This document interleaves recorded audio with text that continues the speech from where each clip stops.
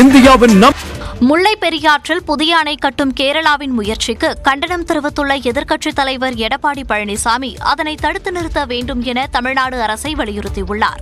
புதிய அணைக்கு அனுமதி கோரி கேரள அரசு மத்திய அரசிடம் விண்ணப்பித்துள்ளதை சுட்டிக்காட்டியுள்ள எடப்பாடி பழனிசாமி, கூட்டணி கட்சி ஆட்சி நடக்கிறது என்று பாராமல் தமிழ்நாட்டின் உரிமையை நிலைநாட்ட வேண்டும் எனவும், உச்சநீதிமன்ற உத்தரவின்படி சட்ட நடவடிக்கை எடுத்து கேரள அரசின் விஷமத்தனமான நடவடிக்கைக்கு முற்றுப்புள்ளி வைக்க வேண்டும் எனவும் வலியுறுத்தியுள்ளார்.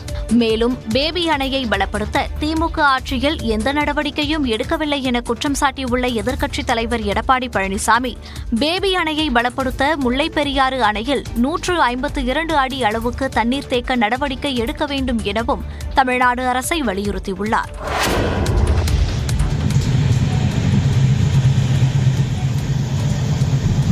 பாருங்கள், இதை போன்று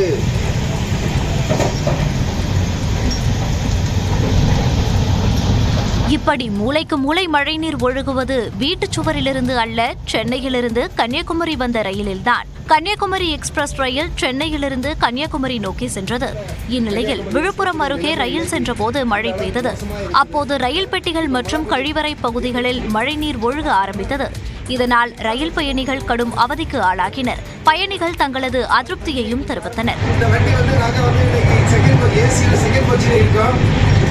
கொஞ்ச நேரம் நல்லா மழை பெய்ஞ்சு விழுப்புரம் பகுதியில் வரும்போது பாத்ரூமும், அதாவது மின்சாரம் செல்லக்கூடிய பகுதிகள் அனைத்தும் மழை நீர் அடிச்சுட்டே இருந்து இந்த மட்டுமில்ல பயணிகள் அந்த உள்ள இருக்கக்கூடிய பகுதியிலையும் மழைநீராக இருக்கின்றது. தென்மாநில அளவில் அதிக வருவாய் ஈட்டும் ரயில்களுள் ஒன்றாக உள்ள கன்னியாகுமரி எக்ஸ்பிரஸில் இப்படி ஒரு நிலையா எனவும் கேள்வி எழுந்துள்ளது.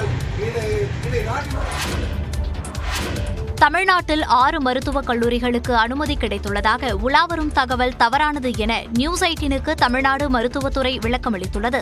மயிலாடுதுறை, திருப்பத்தூர், தென்காசி, பெரம்பலூர், அரக்கோணம், ராணிப்பேட்டை மாவட்டங்களில் புதிய மருத்துவக் கல்லூரிகள் அமைய உள்ளதாக தகவல் பரவியது. தேசிய மருத்துவ ஆணையம் அனுமதி வழங்கியுள்ளதாகவும் கூறி சமூக வலைதளங்களில் சில ஆவணங்கள் உலா வந்தன. இந்நிலையில் இது தொடர்பாக தமிழ்நாடு மருத்துவக் கல்வி இயக்ககம் நியூஸ் 18 தமிழ்நாடுக்கு விளக்கம் கொடுத்துள்ளது. அதில் தமிழ்நாட்டில் 6 மருத்துவக் கல்லூரிகள் தொடங்குவதற்கு நடவடிக்கைகள் எடுக்கப்பட்டு வருவதாக தெரிவிக்கப்பட்டுள்ளது. ஆனால் இதுவரை தேசிய மருத்துவ ஆணையத்திடம் அனுமதி கேட்டு விண்ணப்பிக்கப்படவில்லை எனவும் விளக்கமளிக்கப்பட்டுள்ளது. கல்லூரிகளுக்கான பணியாளர்கள் எண்ணிக்கை, செலவினங்கள் பற்றி துறை ரீதியாக கேட்கப்பட்ட விளக்க கடிதம்தான் தற்போது வெளியானதாகவும் தெரிவிக்கப்பட்டுள்ளது.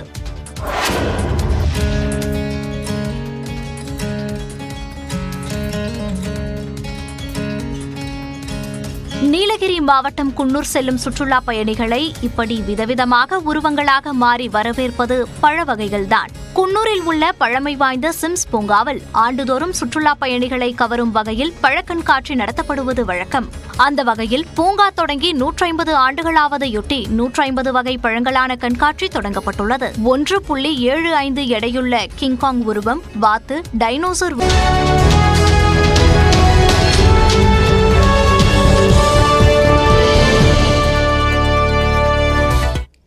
சென்னையிலிருந்து பள்ளி மாணவிகளை வெளிமாநிலங்களுக்கு அழைத்துச் சென்று பாலியல் உறவில் ஈடுபட்ட நபர்கள் குறித்த விசாரணையை காவல்துறையினர் தீவிரப்படுத்தியுள்ளனர்.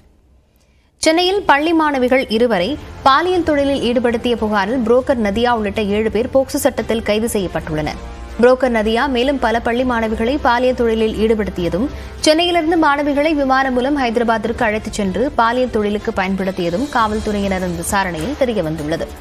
தேர்வு நாளுக்கு முன்தினம் இரவு ஹைதராபாத் அழைத்துச் சென்று பாலியல் தொழிலில் ஈடுபடுத்தி அதிகாலை விமானத்தில் மீண்டும் சென்னைக்கு அழைத்து வந்து தேர்வெழுத வைத்ததும், இதற்காக வாடிக்கையாளர்களிடம் 25,000 ரூபாய் பெற்றுக்கொண்டு புரோக்கர் நதியா சிறுமிகளுக்கு 1000 ரூபாய் மட்டும் வழங்கியதும் விசாரணையில் கண்டுபிடிக்கப்பட்டுள்ளது. இதையடுத்து பள்ளி மாணவிகளை வெளிமாநிலங்களுக்கு அழைத்துச் சென்று பாலியல் உறவில் ஈடுபட்ட நபர்கள் குறித்த விசாரணையை போலீசார் தீவிரப்படுத்தியுள்ளனர்.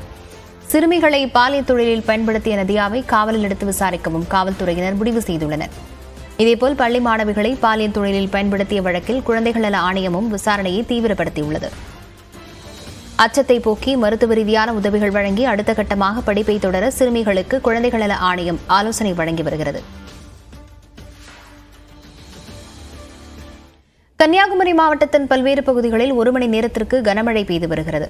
விவரங்களுடன் செய்தியாளர் சரவணன் இணைந்திருக்கிறார். சரவணன், எந்தெந்த பகுதிகளில் மழை பெய்து வருகிறது, எத்தனை மணி நேரம் தொடரும்னு தெரிவிக்கப்பட்டிருக்கா? லாவண்யா, அதாவது கன்னியாகுமரி மாவட்டத்தை பொறுத்தமட்டில் கன்னியாகுமரி மாவட்டத்தில் கடந்த 10 நாட்களுக்கு மேலாகவே மழை என்பது விட்டு கனமழையாகவும் சில பகுதிகளில் அதிக கனமழையும் பெய்திருந்திருக்கிறது. அந்த வகையில் பார்த்தோமேயானால் இன்று இதற்கு முன்பு கடந்த நாட்களை விடவும் இன்று அதிகமான மழை என்பது இருந்து வருகிறது. கடந்த 1 மணி நேரத்திற்கு மேலாக கனமழையானது குறிப்பாக கொட்டாரம், மயிலாடி, கன்னியாகுமரி, அதே போன்று நாகர்கோவில் மாநகர பகுதிகளிலும் அதிக மழையானது 1 மணி நேரத்திற்கு மேலாக கனமழையாக பெய்து வந்துட்டிருக்கிறது. இதன் காரணமாக நீர்நிலைகள் நிரம்பக்கூடிய ஒரு சூழல் கன்னியாகுமரி மாவட்டத்தில் தற்போது எழுந்திருக்கிறது.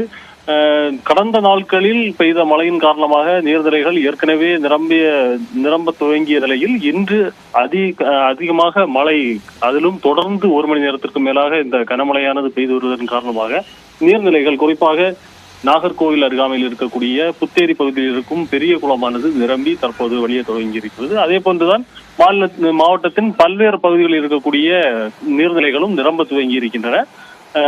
இந்த மழை தற்போது 1 மணி நேரத்திற்கு மேலாக பெய்து வருகிறது. ஆனால் அதே நேரத்தில் கன்னியாகுமரி உட்பட ஒரு சில மாவட்டங்களில் அதிக கனமழை பெய்ய வாய்ப்புள்ளதாக வானிலை ஆய்வு மையமானது கணித்திருக்கக்கூடிய ஒரு சூழ்நிலையில் இனி வரும் நேரங்களில் இங்கு மழை எந்த அளவிற்கு இருக்கும் என்பது இனி மழை வருவதை பொறுத்துதான் தெரிய முடியும். லாவண்யா, விவரங்களுக்கு நன்றி சரவணன்.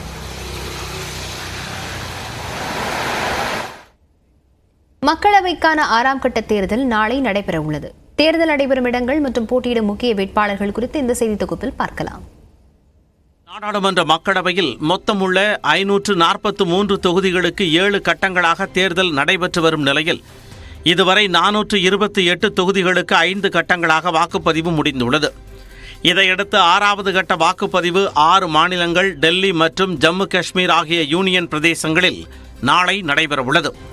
உத்தரப்பிரதேச மாநிலத்தில் 14 தொகுதிகளிலும், ஹரியானா மாநிலத்தில் மொத்தம் உள்ள 10 தொகுதிகளிலும், பீகார் மற்றும் மேற்கு வங்க மாநிலங்களில் தலா 8 தொகுதிகளிலும் வாக்குப்பதிவு நடைபெறவுள்ளது. தலைநகர் டெல்லியில் மொத்தம் உள்ள 7 தொகுதிகளிலும், ஒடிசாவில் 6 தொகுதிகளிலும், ஜார்க்கண்டில் 4 தொகுதிகளிலும் நாளை தேர்தல் நடக்கிறது. 3வது கட்டத்தின் போது ஒத்திவைக்கப்பட்ட ஜம்மு காஷ்மீரின் அனந்த்நாக், ரஜோரி தொகுதியிலும் நாளை வாக்குப்பதிவு நடக்கிறது. தேர்தல் நடைபெறும் 58 தொகுதிகளில் 889 வேட்பாளர்கள் களத்தில் உள்ளனர். குறிப்பாக மேற்கு வங்கத்தின் தும்லுக் தொகுதியில் கொல்கத்தா உயர்நீதிமன்ற முன்னாள் நீதிபதி அபிஜித் கங்கோபாத்யாய் பாஜக சார்பில் களமிறங்கியுள்ளார். மேற்கு வங்க சட்டமன்ற எதிர்க்கட்சி தலைவரான சுவேந்து அதிகாரி 2 முறை வெற்றி பெற்ற இந்த தொகுதியில் பாஜக மற்றும் திரிணாமுல் காங்கிரஸ் இடையே கடும் போட்டி நிலவுகிறது. இதேபோல புதுடெல்லி தொகுதியில் மறைந்த முன்னாள் மத்திய அமைச்சர் சுஷ்மா ஸ்வராஜின் மகளான பன்சூரி ஸ்வராஜ் பாஜக சார்பிலும், ஆம் ஆத்மி கட்சியின் முன்னாள் அமைச்சரும் 3 முறை எம்எல்ஏவுமான சோம்நாத் பார்தியும் களம் காண்கின்றனர். வடகிழக்கு டெல்லியில் டெல்லி பாஜக தலைவர் மனோஜ் திவாரி மற்றும் JNU மாணவர் அமைப்பு தலைவராக இருந்து தற்பொழுது காங்கிரஸ் கட்சியில் இணைந்துள்ள கண்ணையாகுமார் மோதுகின்றனர்.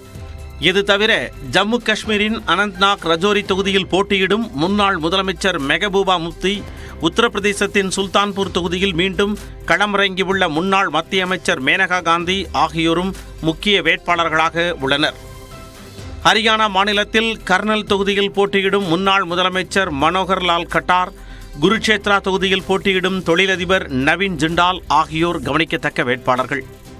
இதேபோல ஒரிசா மாநிலம் புரி தொகுதியில் போட்டியிடும் பாஜக தேசிய செய்தி தொடர்பாளர் சம்பித் பத்ரா, மத்திய அமைச்சர் தர்மேந்திர பிரதான் ஆகியோரும் நாளை தேர்தலை சந்திக்கின்றனர்.